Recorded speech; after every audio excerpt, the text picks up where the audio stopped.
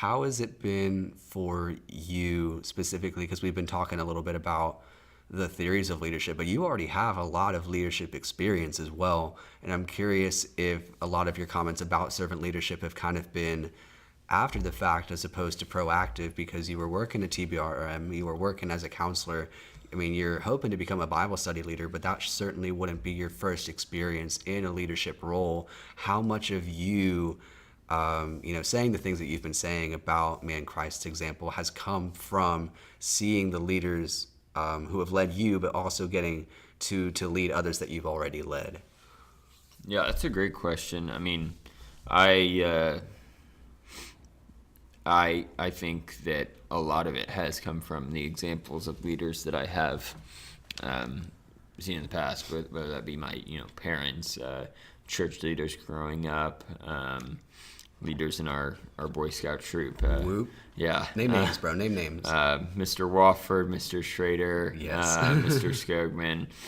Just these great men that take time out of their day and their busy work schedules to help some 12-year-old kids, become... Tie a knot and start fire. Yeah, exactly. Someone thought that was a great idea. Teach 13-year-olds how to play with fire and see what happens. We burned down a boulder.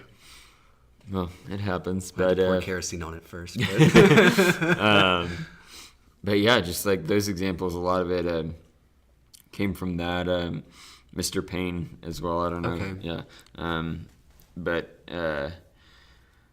I think a lot of it has come from seeing that, like growing up and having experiences like my Eagle Scout project and like being able to lead there and being an impact counselor and being able to lead there and watching people, watching people around me as I'm a counselor and watching people above me as I was a freshman, watching my co-chairs as I'm a counselor, just watching them do those things, watching, other people at camp specifically, just my fellow counselors, knowing that, hey, this is day 5 of week 4, where it's 110 degrees outside. Yeah, gosh. We're tired.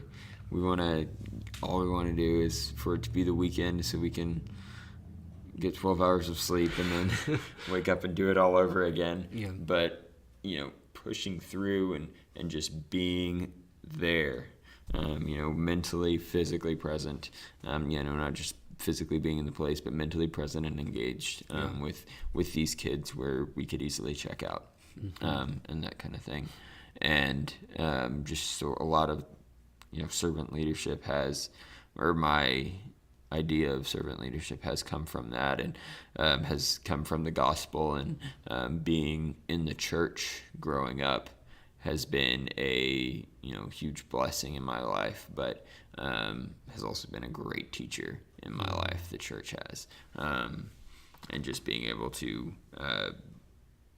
be a young kid that was poured, the gospel was poured into, has really shaped the way that I look at things and the way that I approach things, the way that I love people. I think.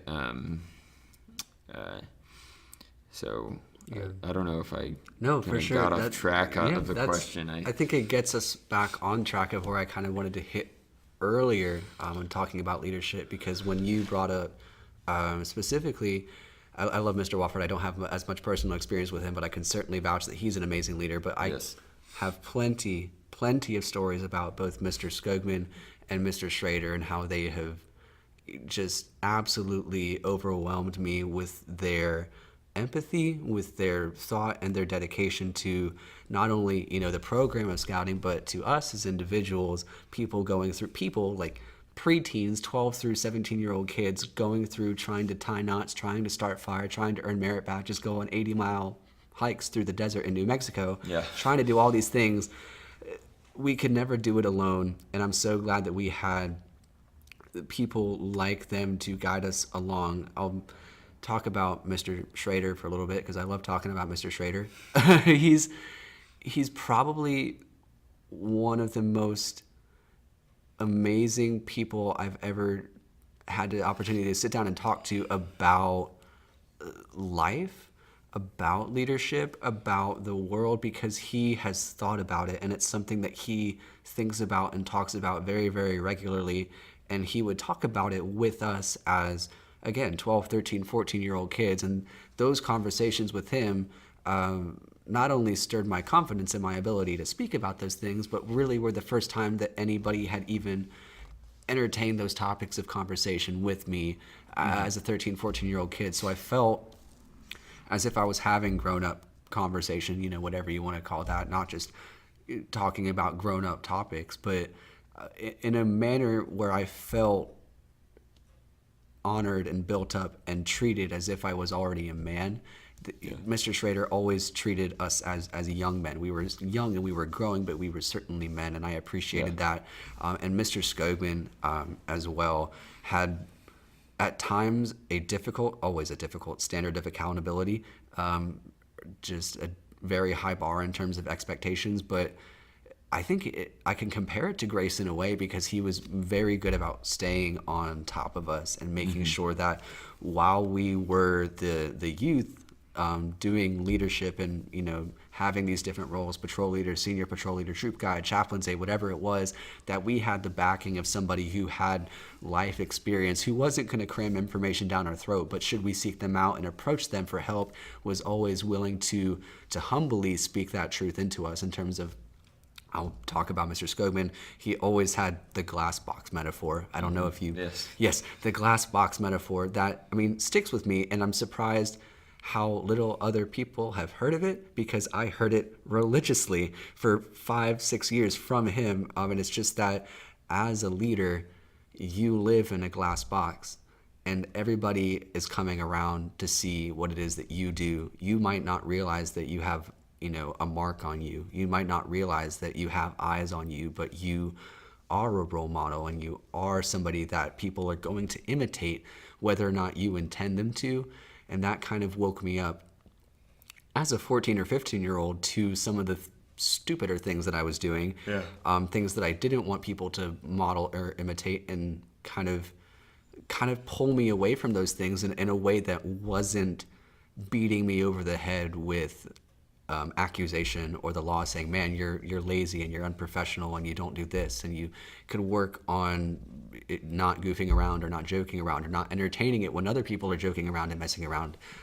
He has such a way of showing appreciation as well for people, for the youth who on the surface nobody talks about what anybody does, especially just as a youth leader, as an adult leader in the Boy Scouts of America. Nobody talks about what goes into it, but he would be the first person to recognize the youth when they did something, or the parents when they did something, because he wanted people to be honored, and he wanted people to be edified and lifted up, and he wanted recognition where it was due, which at times I didn't understand, because I felt as if I didn't need to be reminded of what other people are doing. I felt as if the celebration was needless at times, because you shouldn't have to celebrate somebody every second of every day, but why not?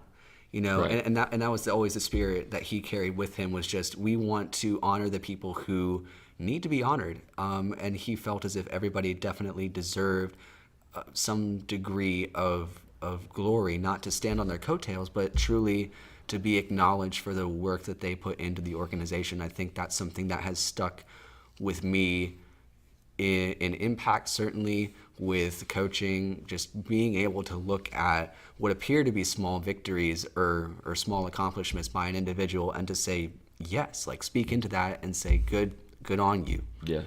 Let's see some more of this.